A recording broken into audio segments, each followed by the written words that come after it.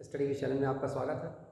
आज हम लोग अपने टेट और सीटेट परीक्षा के दृष्टिकोण से शिक्षा मनोविज्ञान के अंतर्गत बहुत ही इंपॉर्टेंट टॉपिक उपचारात्मक शिक्षण, रिमीडियल टीचिंग कहते हैं जिससे, का अध्ययन करेंगे और जानेंगे कि किन बिंदुओं पर परीक्षा में से संभावित प्रश्न अपेक्षित हो सकते हैं।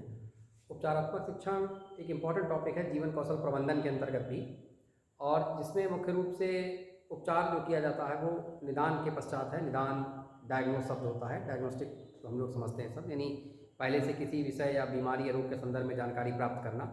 तो अगर इस पूरे कंसेप्ट रिमीडियल टीचिंग या उपचारात्मक शिक्षण का हम लोग मूल स्वरूप अगर देखते हैं तो सबसे पहला शब्द यह है कि उपचारात्मक शिक्षण के अंतर्गत ये उपचारात्मक शब्द लिया कहाँ से गया है। तो उपचारात्मक शब्द चिकित्सा शास्त्र से लिया गया है। ठीक उसी प्रकार जैसे कि एक रोगी की मनोदशा, उसके शारीरिक रोग, अशक्तता या उसकी बीमारी का जो भी कारण है उसके बारे में पहले जांच पड़ताल की जाती है, पता लगाया जाता है, डायग्नोस किया जाता है, निदान किया जाता है कि इस रोग का या इस बीमारी का कारण क्या है, और उसके पश्चात उससे संबंधित औषधि के माध्यम से उसका उपचार किया जाता है। इसी तरह से शिक्षा मनोविज्ञान के अंतर्गत बच्चे की कमियों और दोषों का पता लगाकर उसे दूर करने के लिए जो टीचिंग दी जाती है, शिक्षण दिया जाता है, तो उसी शिक्षण को उपचारात्मक शिक्षण के रूप में परिभाषित किया गया है। और वस्तुतः अगर देखते तो उपचारात्मक शिक्षण निदान की प्रक्रिया के पश्चात प्रयोग में लाया जाता है। निदानात्मक परीक्षण, देखिए निदान का अर्थ क्या है। निदान के अंतर्गत बच्चों की त्रुटियों, दोषों एवं उनकी कमजोरियों का विभिन्न माध्यमों से पता लगाया जाता है, और इसके पश्चात उपचारात्मक शिक्षण की प्रक्रिया के द्वारा इन्हें दूर करने का प्रयास किया जाता है। तो इस संदर्भ में मनोवैज्ञानिक योकम और सिम्पसन का जो स्टेटमेंट एक बहुत महत्वपूर्ण है कि उपचारात्मक शिक्षण उस विधि को, उपचारात्मक शिक्षण उस विधि को खोजने का प्रयास करता है, उस विधि को खोजने का प्रयास करता है।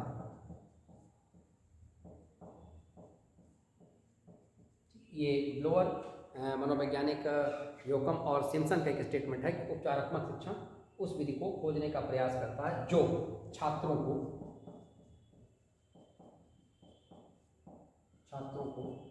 अपनी कुशलताओं, छात्रों को क्या, अपनी कुशलताओं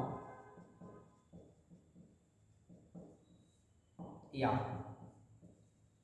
विचारों की त्रुटियों, यानी बच्चे या छात्र की स्किल्स में कौन कौन से कमियां आ रही हैं या त्रुटियां आ रही हैं, यानी कुशलताओं या विचारों की त्रुटियों को दूर करने में सफलता प्रदान करें। ये मनोवैज्ञानिक योकम और सिम्पसन का क्या स्टेटमेंट है, कथन है। क्योंकि परीक्षा में टेट या सीटेट के अंतर्गत शिक्षा मनोविज्ञान में कई कथन प्रभावी रहते हैं, सीधे सीधे मनोवैज्ञानिक का नाम पूछा जाता है। तो योकम और सिम्पसन के द्वारा ये कथन दिया गया है कि उपचारात्मक शिक्षण उस विधि को खोजने का प्रयास करता है जो छात्रों को अपनी कुशलताओं और विचारों की जो त्रुटियां हैं उन्हें दूर करने में क्या करे, सफलता प्रदान करे। इसी संदर्भ में मनोवैज्ञानिक ब्लावर के द्वारा भी एक कथन दिया गया है, मनोवैज्ञानिक ब्लावर। तो ब्लावर के कथन से भी ये स्पष्ट है कि मनोवैज्ञानिक ब्लावर के अनुसार, ब्लावर ने भी एक स्टेटमेंट क्या दिया है कि दोषपूर्ण अध्ययन, यानी अगर बच्चे की अपनी स्टडी में कोई कमी है तो दोषपूर्ण अध्ययन और दोषपूर्ण अध्यापन भी, यानी कौन, टीचिंग, यानी स्टडी और टीचिंग, अगर दोनों में ही कोई कमी आ रही है तो उसे दूर करने के लिए जो भी ट्रेनिंग्स या जो भी शिक्षण उपलब्ध कराया जाता है वही उपचारात्मक शिक्षण है। यानी इसका जो प्रभाव है वो शिक्षक और शिक्षार्थी दोनों पर ही पड़ता है। तो ब्लावर के अनुसार क्या है, दोषपूर्ण अध्ययन एवं अध्यापन, अध्ययन का क्या है, स्टडी, और अध्यापन का क्या है, यानी जो टीचिंग की जा रही है। तो दोषपूर्ण अध्ययन एवं अध्यापन के प्रभाव को दूर करना, यानी बच्चे के अपने अध्ययन में अगर कोई त्रुटि या दोष आ रहा है उसे, और टीचिंग में भी अगर टीचिंग अध्यापक के माध्यम से भी कोई दोष पर शिक्षण पद्धति के अंतर्गत आ रहा है तो उसे दूर करने के लिए जो प्रक्रिया अपनाई जाएगी, तो दोषपूर्ण अध्ययन एवं अध्यापन के प्रभाव को दूर करना, उपचारात्मक शिक्षण का प्रमुख कार्य है। तो ब्लावर के अनुसार दोषपूर्ण अध्ययन एवं अध्यापन के प्रभाव को दूर करना उपचारात्मक शिक्षण का प्रमुख कार्य है, जबकि योकम और सिम्पसन के अनुसार वो छात्रों को उनकी अपनी कुशलताओं और विचारों में जो त्रुटियां हैं उन्हें दूर करने में सफलता प्रदान करे, ऐसी विधि को खोजने में क्या है, सहायक है। अब एक जो महत्वपूर्ण शब्द यह है कि निदान के पश्चात उपचारात्मक शिक्षण प्रभावी होता है।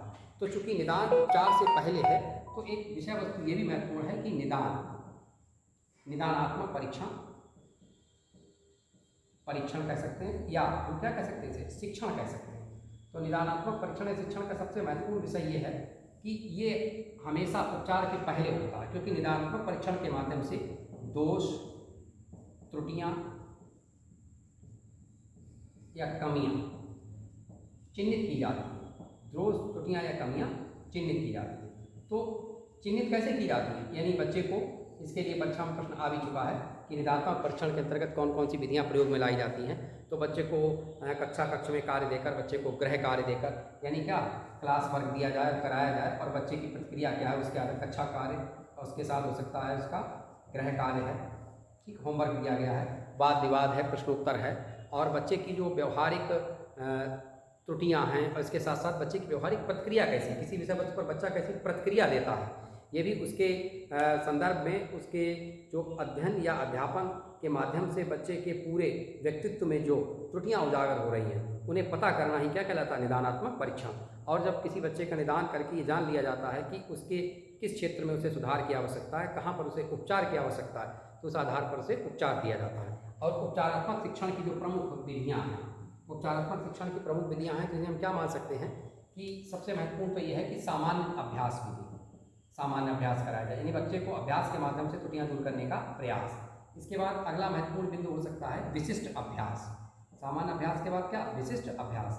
अभ्यास के अंतर्गत हम लोग कार्य को भी सम्मिलित कर सकते हैं, यानी सामान्य कार्य, और क्या हो सकता है, विशिष्ट कार्य।